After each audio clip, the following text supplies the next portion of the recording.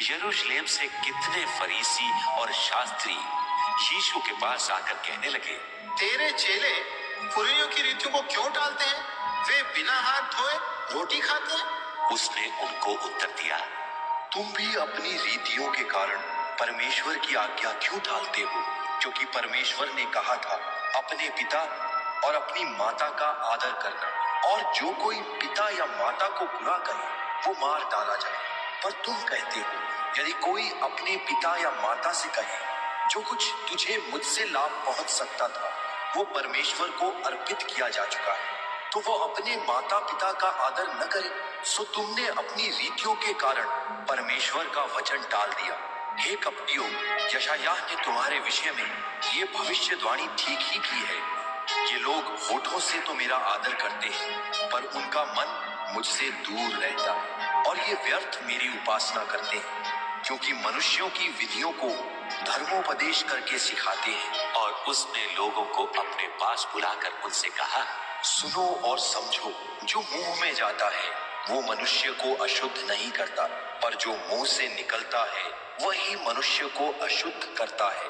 तब चेलों ने आकर उससे कहा, क्या तू जानता है कि फरीसियों ने ये वचन सुनकर ठोकर खाई है? उसने उत्तर दिया, हर पौधा जो मेरे स्वर्गीय पिता ने नहीं लगाया उखाड़ा जाएगा। उनको जाने दो, वे अंधे मार्ग दिखाने वाले हैं। अंधा यदि अंधे को मार्ग दिखाए तो दोनों गड्ढे में गिर पड़ेंगे। ये सुनकर पतरस ने उससे कहा, ये दृष्टांत हमें समझा दे। उसने कहा, क्या तुम भी अब तक ना समझ हो? क्या नहीं समझते कि जो कुछ मुंह में जाता वो पेट में पड़ता है और संडास में निकल जाता है, पर जो कुछ मुंह से निकलता है वो मन से निकलता है, और वही मनुष्य को अशुद्ध करता है। क्योंकि कुचिंता, हत्या, परस्त्रीगमन, व्यभिचार, चोरी, झूठी गवाही और निंदा मन ही से निकलती है। ये ही है जो मनुष्य को अशुद्ध करती है, परंतु हाथ बिना धोए भोजन करना मनुष्य को अशुद्ध नहीं करता। यीशु वहां से निकलकर सूर और सैदा के देशों की ओर चला गया, और देखो, उस देश से एक कनानी स्त्री निकली और चिल्लाकर कहने लगी, हे प्रभु, दाऊद की संतान, मुझ पर दया कर, मेरी बेटी को दुष्ट आत्मा बहुत सता रहा है। पर उसने उसे कुछ उत्तर न दिया। उसके चेलों ने आकर उससे विनती कर कहा, इसे विदा कर, क्योंकि वो हमारे पीछे चिल्लाती आती है। उसने उत्तर दिया, इस्राएल के घराने की खोई हुई भेड़ों को छोड़ मैं किसी के पास नहीं भेजा गया। पर वह आई और उसे प्रणाम कर कहने लगी, हे प्रभु, मेरी सहायता कर। उसने उत्तर दिया, लड़कों की रोटी लेकर कुत्तों के आगे डालना अच्छा नहीं।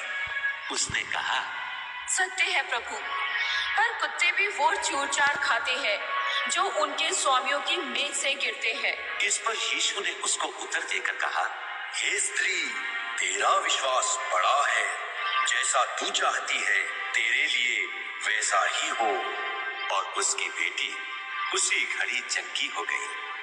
यीशु वहां से चलकर गलील की झील के पास आया और पहाड़ पर चढ़कर वहां बैठ गया, और एक बड़ी भीड़ लंगड़ों, अंधों, गूंगों, टुंडों और बहुत औरों को लेकर उसके पास आई और उन्हें उसके पांवों पर डाल दिया।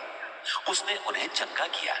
सो सब लोगों ने देखा कि गूंगे बोलते और टुंडे चंगे होते और लंगड़े चलते और अंधे देखते हैं, तो अचंभा करके इस्राएल के परमेश्वर की बड़ाई की।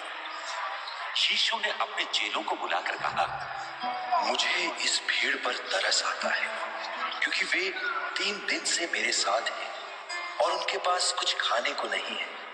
मैं उन्हें भूखा विदा करना नहीं चाहता, कहीं ऐसा ना हो कि मार्ग में थक कर रह जाए। चेलों ने उससे कहा, हमें इस जंगल में कहां से इतनी रोटियां मिलेंगी कि हम इतनी बड़ी भीड़ को तृप्त कर सके?